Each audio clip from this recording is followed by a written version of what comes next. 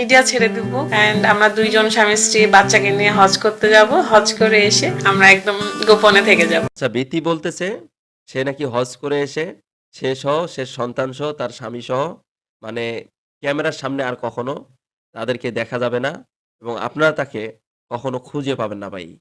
মানে আপনারা খোঁজাখুঁজির চেষ্টা করলেও আপনারা কিন্তু তাকে খুঁজে পাবেন না। তিনি হজ করতে যাবে। হজ করার পর তিনি আসলে লুকিয়ে পড়বে। তাকে আসলে কোথাও খুঁজে পাওয়া যাবে না। তিনি যে হজ করতে যাবে এই টাকাগুলো আসলে কোত্থেকে কামাইছে?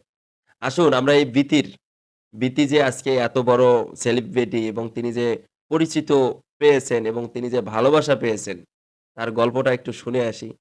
এই বিতি টিকটক থেকে শুরু হয়েছিল। টিকটক থেকে শুরু হওয়ার পর টিকটকে দৈনিক ভিডিও আপলোড করত এবং তার যখন ফ্যান ফলোয়ার এবং ভালোবাসা পাচ্ছে, তখন সে দৈনিক নিজে যেটা করত, সেটা মানুষের কাছে তুলে ধরত এবং আপনাদের কাছেই তুলে ধরত।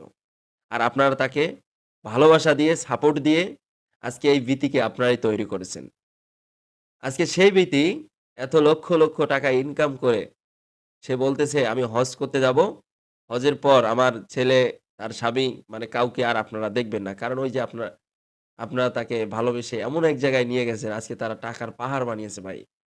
আর এই টাকার পাহাড় বানিয়ে এখন তারা সোশ্যাল মিডিয়াতে আর তাদেরকে কখনো কাউকে পাওয়া যাবে না। তো বিশেষ করে তাদেরকে না পাওয়া যাক তাতে কোনো সমস্যা নাই।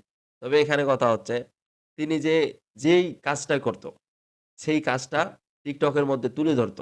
টিকটকের মধ্যে তুলে ধরার পর তিনি যখন আস্তে, আস্তে দেখতেছে তার ভালোবাসা, তার ফ্যান ফলোয়ার, তাকে যারা সাপোর্ট করতেছে, মানে প্রচন্ড পরিমাণে সাপোর্ট করতেছে।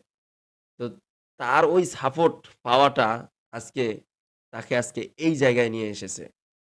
এত ভালোবাসা পাওয়ার পর সে ১ম এ ইউটিউব চ্যানেল খুলতে যায় এবং তাকে কেউ ইউটিউব চ্যানেল খুলে দিবে বলে খুলে দিচ্ছে না। Facebook পেজ খুলতে চায়, খুলে দিবে বলে তাকে কেউ পেজ খুলে দিচ্ছে না। মানে এরকম একটা সিচুয়েশন ছিল ওই সময়। তো তাকে মানে বিভিন্ন মানুষের সাহায্য করতে চেয়েছিল কিন্তু সাহায্য করে নাই। পরবর্তীতে তারা নিজেরাই মানে মাথার মধ্যে বুদ্ধি খাটিয়ে তারা যখন ভাবলো যে আসলে কিভাবে Facebook পেজ খোলা যায়, কিভাবে YouTube চ্যানেল খোলা যায়, YouTube এ ভিডিও দেখে তারা আসলে কাজ করত। আজকে তারা এই YouTube এ ভিডিও দেখে আজকে যে জায়গায় এসেছে, যে জায়গায় এসে এত লক্ষ, লক্ষ টাকা, বাড়ি, গাড়ি মানে সব কিন্তু তারা করেছে। এখন শুধু হজে যাওয়ার বাকি। হজ করে এসে তাদেরকে আর পাওয়া যাবে না। এবং বিথি বলতেছে তার এই সম্মান, তাকে নাকি এখন মানুষ সম্মান করে। তার বাবা-মাকে, আত্মীয়-স্বজন সবাইকে সম্মান করে।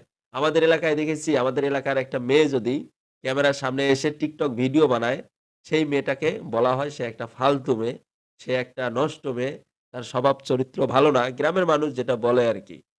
আর অথচ বৃত্তিকে নাকি সম্মান দেয় এবং তাকে নাকি মানে কি বলবো? তাকে অন্যরকম একটা সম্মান দেয়। এই সম্মান আসলে কোথাও পাওয়া যাবে না। তার বাবা-মা বলেন, ভাই-ভাবি বলেন, আত্মীয়স্বজন বলেন, সবাইকে নাকি এখন মানুষ খুবই সম্মান দেয়। তারা নাকি এখন খুব সম্মান পাচ্ছে। মানে কি বলবো?